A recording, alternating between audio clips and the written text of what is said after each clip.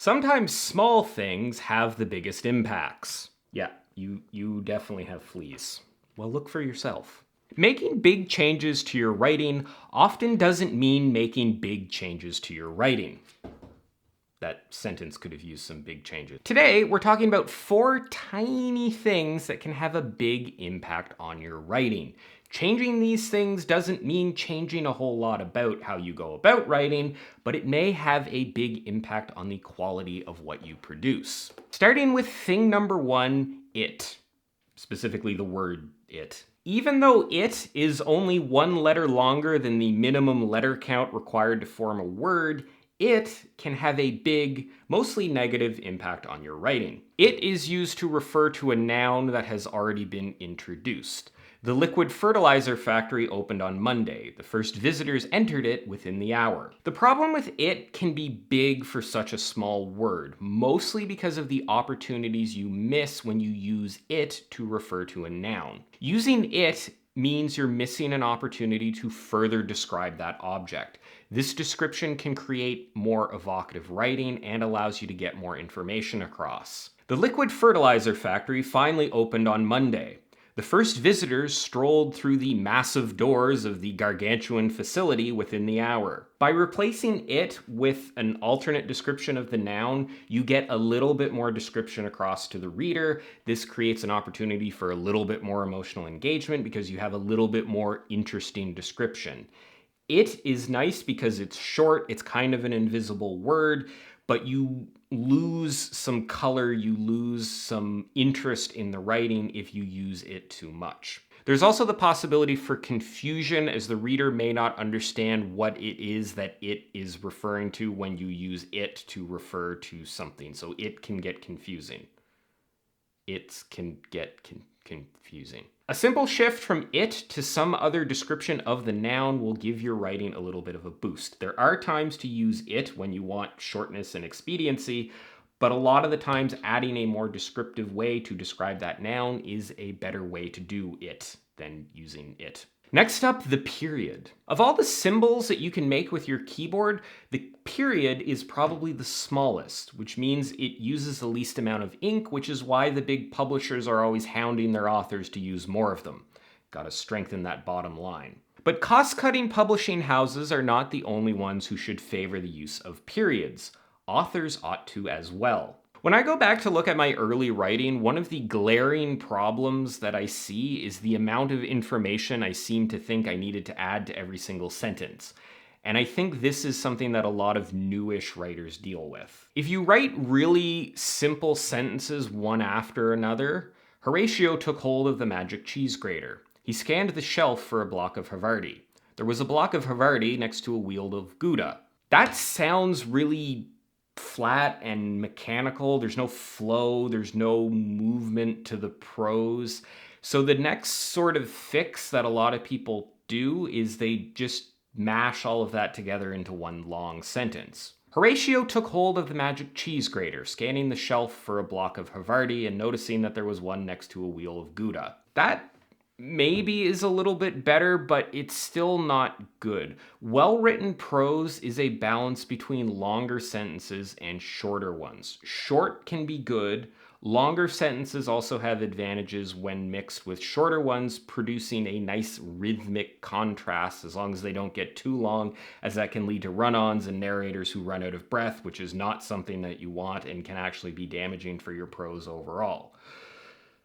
It's not about using more or less periods. It's about putting them in the right places. Your writing should ideally be a mixture of short and long sentences used in a way that creates a nice rhythm through the prose, doesn't lead to too many short, choppy sentences unless that's the effect you're trying to create, and doesn't lead to these long, overstuffed run-on sentences that are harder to comprehend. Using periods in the right place is a small little change, but it can have a big impact on your writing. Next small thing that has a big impact on your writing: planning out your writing sessions. I think that this is small because it should only take a couple of minutes.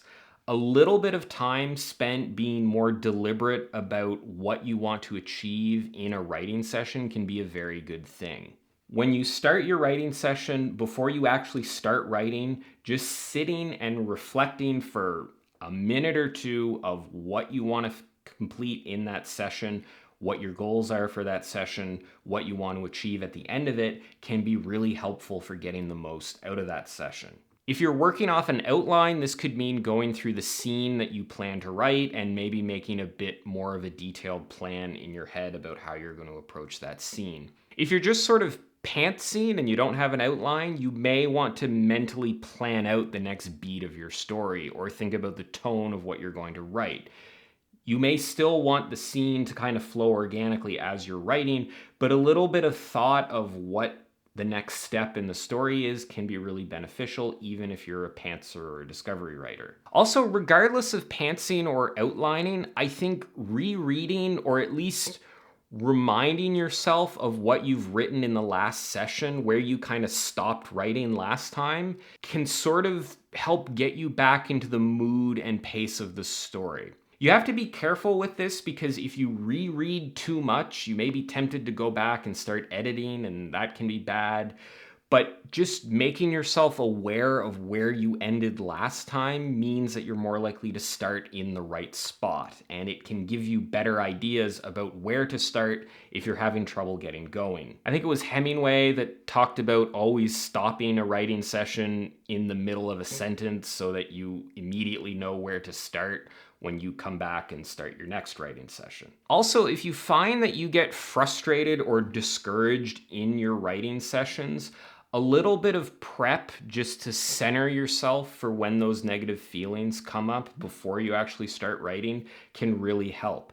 Anticipating the negative things and reminding yourself how you're going to respond can be really helpful to overcome frustration or discouragement or imposter syndrome or any one of the myriad negative emotions that can attack a writer in the middle of a writing session. A few minutes planning before you dive into writing is a little thing that provides really big benefits. Next up, build your descriptions on reactions instead of just descriptions. This is a little bit different than the other stuff on this list because while it's a very subtle change in how you write descriptions, implementing this basically means writing all of your descriptions in a completely different way. So maybe it's not so small of a change. A lot of times when people write descriptions, they describe how things physically look or how they smell or possibly how they taste, what they sound like, those kinds of things that like a security camera in the room would be able to see. Instead, it's much better to describe how the world makes the characters feel, not just how the world looks or sounds. This is a very subtle difference, but doing this will enhance your descriptions, make your character voice stronger. Don't describe the afternoon as hot and sunny, but describe the character's shirt sticking to their back or that prickly feeling of a sunburn forming on their forehead. Don't talk about how tall the skyscraper is, but rather how it looms over the character and how their neck hurts craning up to look at it. Don't just say the basement apartment was musty and smelled like cigarette smoke. Tell us that it's musty and smoky like the apartment that the character grew up in. Describe how characters experience moving through the setting and the story. This little shift will get your reader a lot closer to your story. It will enhance your character voice. It will make the descriptions more engaging because there's an emotional aspect to it. It's a very subtle shift in how you approach descriptions, but it can have a big impact. Speaking of impacts, I hope this video had a big impact on your writing. I'd love to hear what you think about this in the comments down below. Please share any small changes that have helped your writing in a big way. As always, thanks for watching, and I will see you next time.